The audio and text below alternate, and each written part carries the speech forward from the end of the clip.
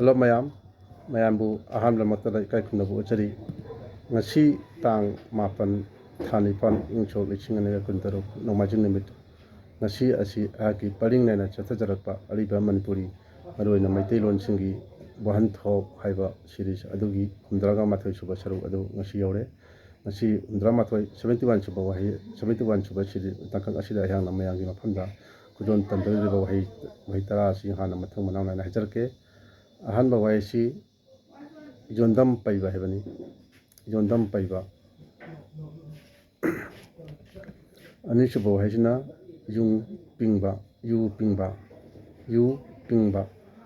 ahum subo hesina hiri hebani hiri mari subo hesina shell uraiba mari manga subo hesina waru krak mathang taruk subo hesina lekam janba tare subo hesina mungnaba nipan subo hesina maram tamna mapan subo hesina boro suroba tara subo hesina pol hariba wai tarasi masigi artha karino habdo mayam khangminarasi masigi oina apunbagi oina hangna mayam gi mafanda hajagdoribasi wahi chatre kunga mathoi suba 721 dagi hogdoni 721 suba wahi asi jondam paiba hebani jondam paiba hebadi mayam omsinbaje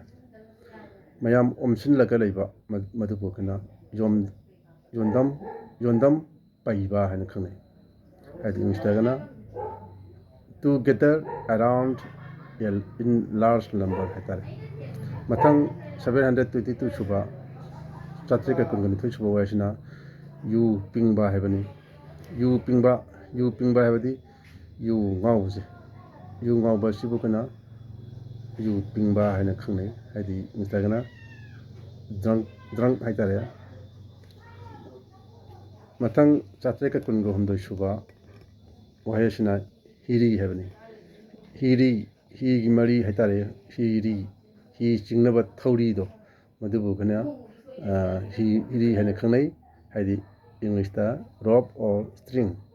used to pull a boat haitare mathang chatreka kunga mari suba 724 suba waisina shell uraiba hebadi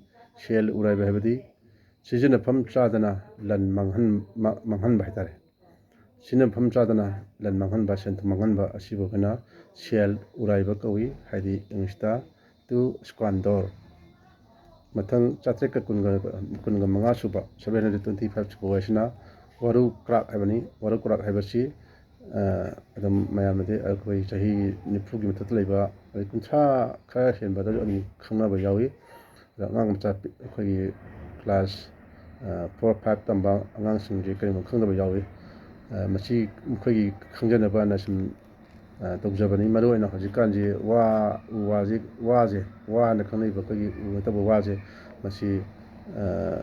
kaya homar tara haitare aduna waru krak habadi lukrak hadi waru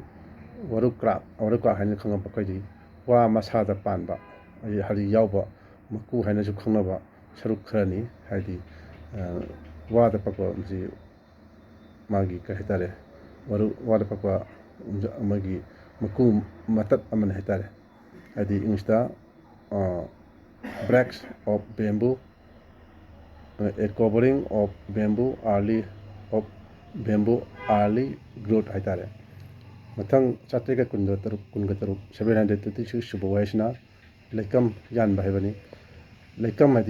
madi koina leipak se masi koina lekam haina khangnai hadana lekam yanba hebadi leipak yanba che masibu koina lekam yanba hadi leipak yanba haina khangnai hadi englishta to dig soil haitare mathang chatreka kunga tare 727 suba wahi asina mungnaba hebani mungnaba hebadi lawnaba yadaba hebani hadi akoi maitai da lei lawnaba yadaba machin manau aligi sagai natai magi mari mata sing haji masigu maje koi lawnaba yadaba haina adam khangnai ꯑꯁꯤꯒꯨꯝꯕ ꯑꯁꯤꯕꯨ ꯑꯩꯈꯣꯏꯅ ꯃꯨꯛꯅꯕ ꯍꯥꯏꯅ ꯈꯪꯅꯩ ꯍꯥꯏꯗꯤ ꯏꯪꯂꯤꯁꯇ relations ꯋꯤꯁ ꯄ꯭ꯔꯣꯍꯤꯕꯤꯠꯁ ꯏꯟꯇꯔꯃꯦꯔꯤꯌꯦꯖ ꯑꯦꯃꯣꯡ ꯗ ꯃꯩꯇꯩꯁ ꯍꯥꯏꯇꯥꯔꯦ ꯃꯊꯪ 719 ꯁꯨꯕ ꯋꯥꯍꯩ ꯑꯁꯤ 720 ꯁꯨꯕ ꯋꯥꯍꯩꯁꯤꯅ ꯃꯔꯝ ꯇꯝꯅ ꯍꯥꯏꯕꯅꯤ ꯃꯔꯝ ꯇꯝꯅ ꯍꯥꯏꯕꯗꯤ ꯑꯩꯈꯣꯏꯒꯤ ꯈꯖꯤꯛꯇ ꯍꯥꯏꯕꯅꯤ ꯈꯖꯤꯛꯇ ꯍꯥꯏꯗꯤ ꯈꯔꯇ ꯍꯥꯏꯗꯣ ꯑꯩꯈꯣꯏꯅ ꯁꯨꯝ ꯍꯥꯏꯅꯩꯗꯅ ꯈꯖꯤꯛꯇ ꯀꯥꯏ ꯍꯥꯏꯕ ꯈꯖꯤꯛꯇ ꯑꯗꯒꯤ ꯈꯔꯇꯪ ꯍꯥꯏꯕꯗꯣ ꯃꯗꯨꯕꯨꯅꯤ ꯑꯩꯈꯣꯏꯅ ꯃꯔꯝ ꯇꯝꯅ ꯍꯥꯏꯅ ꯈꯪꯅꯩ ꯍꯥꯏꯗꯤ ꯑꯣꯡꯂꯤ ꯑꯦ ꯂꯤꯇꯜ ꯍꯥꯏꯕ ꯃꯊꯪ 718 ꯁꯨꯕ 729 ꯁꯨꯕ ꯋꯥꯍꯩꯁꯤꯅ ꯕꯣꯔꯣ ꯁꯨꯔꯕ ꯍꯥꯏꯕꯅꯤ ꯕꯣꯔꯣ ꯁꯨꯔꯕ ꯍꯥꯏꯕꯗꯤ ꯐꯤꯕꯝ ꯆꯥꯗꯕ ꯍꯥꯏꯕꯅꯤ ꯍꯥꯏꯗꯤ ꯌꯦꯡꯕꯗ ꯅꯨꯡꯉꯥꯏꯇꯕ ꯍꯥꯏꯇꯥꯔꯦ ꯅꯣꯏꯃꯟꯗꯅ ꯌꯦꯡꯕꯗ ꯅꯨꯡꯉꯥꯏꯇꯕꯗꯣ ꯑꯗꯨꯕꯨꯅꯤ ꯑꯩꯈꯣꯏꯅ ꯃꯔꯝ ꯆꯥꯗꯅ ꯁꯣꯔꯣ ꯐꯣꯔꯣꯕ ꯍꯥꯏꯁꯦ ꯕꯣꯔꯣ ꯁꯣꯔꯣꯕ ꯍꯥꯏꯁꯦ ꯍꯥꯏꯗꯤ ꯒ꯭ꯔꯣꯁꯂꯤ ꯐꯦꯠ ꯍꯥꯏꯇꯥꯔꯦ ꯑꯣꯕꯦꯁꯤ ꯍꯥꯏꯇꯥꯔꯦ ꯃꯊꯪ 730 730 ꯁꯨꯕ ꯋꯥꯍꯩꯁꯤꯅ ꯄꯣꯜ ꯍꯥꯏꯕꯅꯤ ꯄꯣꯜ ꯍꯥꯏꯗꯤ ꯑꯩꯈꯣꯏꯒꯤ ꯎꯆꯦꯛ ꯌꯣꯛꯅꯕ ꯊꯝꯐꯝ ꯁꯔꯪ ꯍꯥꯏꯇꯥꯔꯦ ꯎꯆꯦꯛ ꯌꯣꯛꯅꯕ ꯃꯐꯝ ꯑꯩꯈꯣꯏꯒꯤ ꯃꯐꯝ ꯑꯁꯤ ꯑꯩꯈꯣꯏꯒꯤ ꯌꯣꯠ ꯑꯩꯈꯣꯏꯒꯤ ꯀꯩꯅꯣꯅ ꯁꯥꯕ ꯍꯥꯏꯇꯥꯔꯦ ꯄꯣꯂꯥꯡꯒꯨꯝꯕ ꯍꯥꯏꯇꯥꯔꯦ ꯊꯝꯐꯝꯗꯣ ꯃꯗꯨꯕꯨꯅꯤ ꯑꯩꯈꯣꯏꯅ ꯄꯣꯜ ꯍꯥꯏꯅ ꯈꯪꯅꯩꯁꯦ ꯍꯥꯏꯗꯤ ꯑꯩꯈꯣꯏ ꯏꯪꯂꯤꯁꯇ ꯀꯦꯖ ꯍꯥꯏꯔꯒꯁꯨ ꯈꯪꯅꯩ ꯑꯁꯨꯝꯅ ꯉꯁꯤꯒꯤ ꯑꯣꯏꯅꯗꯤ ꯃꯇꯥꯡ ꯑꯁꯤꯗ ꯃꯌꯥꯝꯗꯒꯤ ꯀꯥꯟꯅꯅꯕ ꯌꯥꯊꯪ ꯅꯤꯖꯔꯤ ꯃꯊꯪꯒꯤ ꯁꯟꯗꯦꯗ ꯃꯌꯥꯝꯅ ꯑꯃꯨꯛꯇ ꯇꯥꯟꯅꯗ꯭ꯔꯤꯕ ꯋꯥꯍꯩ ꯑꯗꯨꯝ ꯄꯨꯗꯨꯅ ꯂꯥꯛꯆꯒꯦ ꯃꯌꯥꯝ ꯃꯊꯪꯒꯤ ꯁꯟꯗꯦꯗ ꯑꯃꯨꯛ ꯎꯅꯔꯁꯤ ꯍꯥꯏꯕ ꯋꯥꯍꯩ ꯑꯁꯤ ꯊꯝꯖꯔꯒ ꯉꯁꯤꯒꯤ ꯑꯣꯏꯅꯗꯤ ꯃꯇꯥꯡ ꯑꯁꯤꯗ ꯂꯣꯏꯁꯤꯟꯖꯔꯒꯦ ꯌꯥꯏꯐꯔꯦ ꯏꯃꯥ ꯂꯩꯕꯥꯛ ꯃꯅꯤꯄꯨꯔꯅ ꯌꯥꯏꯐꯔꯦ